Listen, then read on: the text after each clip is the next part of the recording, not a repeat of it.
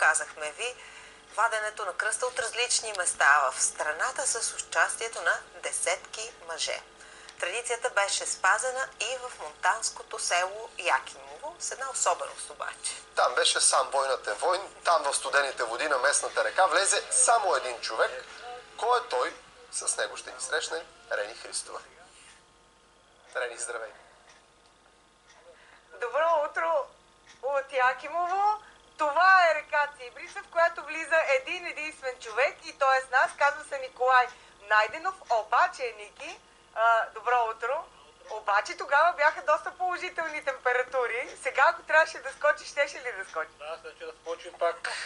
Кажи сега, като дойде тук и видя, че си един единствен човек, който ще се бори за кръста, изненада ли се? Да, много, що аз се очудих. Познавам, че всека горе, нали, тук се спираме доле, суматия народ, младежи, това, онова, сега и няма така народ. И аз се очудих, съм си бил сам. Значи ти и предишни години си идвал да се бориш да хванеш кръста? Да, всека горе си спазвам тази традиция. А хващал ли си го до сега, когато е имал повече хора? Да, по-миналата година съм си го фанал пак, ама тази година съм си бил сам и пак съм си го фанал. Късмет! А какви награди дава тук община Якимово за смелчаците, които се борят за кръста? Ми 50 лева дават награда, повече не дават. Тази година колко бяха? 50 пак. Не са малко. Не са малко, да. Ти с какво занимаваш, Ники? Да ми работим. Частно си работим. Кой ме викне си работим? По принцип няма работа никъде. Ти като скочи, вярваш ли, че това го правиш за здраве или за да спазиш традицията? Какви са ти причините да нагазиш в... Спазвам си традицията и обичам да си влезнем, нали, да се къпеме от топла студена вода. Забавно си е, хубаво си е. Забавно си. Сега имаме една изненада, колеги и уважаеми зрители, за вас. Тук е авторът на видеото, заснел този изскок, Семчо Миронов. Той е известен влогър, не само в Якимово, въобще в област Монтана и Северозапада. Това, което направи впечатление, господин Миронов, във видеото казвате, скочи един единствен душ. Откъде? Как ви хрумна това нещо? Набърже може ли да го кажа? Можете и Имаше на времето един вид такъв. Един старшина познал един войник отпуск. И му казал, го питал след отпуската, кажи как прекара отпуската. И той казал, вика с компания на Витош. И той го питал, колко души беше компания? Той казал, един душ. Добре, господин Миронов, вие самият изненадахте ли се, че само Николай дойде да се бори за кръста? Аз не съм изненадан, защо селото умира. Сега, на този мост, вижте го колко голям, бехме 8600 население и тук като се наредеха хората, над 1000 човека и не може да видят и се редеха от другата страна. Покажете от другата страна. От другата страна също се редеха. Оттатък, долу вътре в реката, 50-60 човека се къпехме. Аз бех един от тия, които винаги се къпех. Жени имаше меракли, слизаха долу отстрани и искаха да ги окъпат. Това първа година ли е, в която скача само един човек? Да, първа година и на година сигурно никой няма да има. Това сега... От това няма хора, бе, само такива пенсионери, като изтръпнали като мен остана. Ама ето, че се появи и тази година един Николай, за да спази традиция. Винаги ще има, ама дали ще дадат 50 лева на година да това, не знам. Добре, вас какво ви накара да дойдете и да снимате? Вижте какво, аз съм... Освен, че с това се занимавате като хоби. Аз съм малко сеерджия.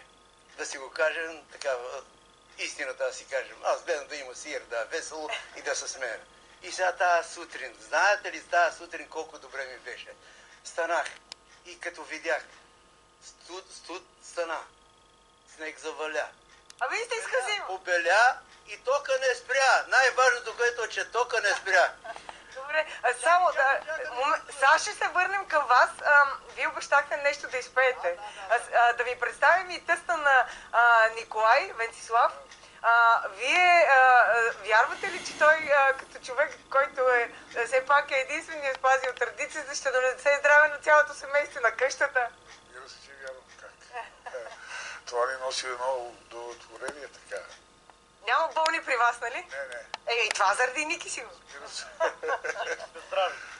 здрави, спазваме си всичко и болести няма при нас. Да. Ники, да бъдете здрави. Сега, господин Миронов, все пак, вакцинации, дали много хора казват доста тъжно един човек, но пък други казват, традицията си е спазена в края на края. Господин Миронов, казахме ви, че сме поканили свещеника, който е отслужил водосвета.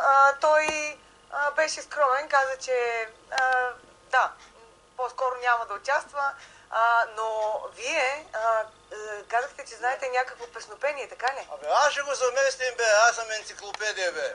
Ами слушайте сега, може ли да ме дадете така в преден план?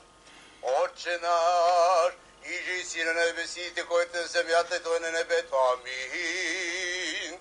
Господи, помилуй се, Господи, помилуй се, Господи, помилуй се. Чудесно, господин Миронов. Амин. Чудесно. Последно, завършваме. Ники, кажи ми, вече изхарчи ли 50 лева и ако не си, какво ще правиш с тях? Не, аз съм си запазил тех за късмет. Това си го правим всяка година, да.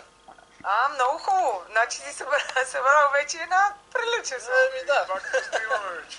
И два кръста. Два кръста, един от неговата къща, един от нашата къща. Браво, хора, чудесни сте. Спазвайте си все така ритуалите. Сега дали един, двама, трима или петима, важното е... Да си пенсионер на днешно време е нещо много голем лукс.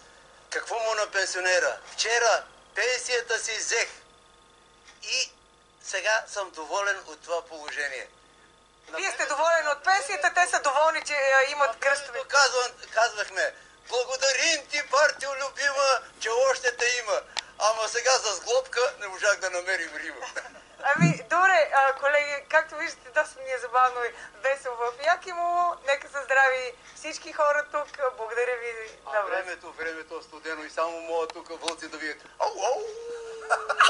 Не знам, ако това нещо продължи докъде ще стигне. Според мен Николай пак ще скочи за кръст. Кръст няма, но имаше автомобил на гума в реката. Да извадят гумата, между другото. Това пък като съвет от мен.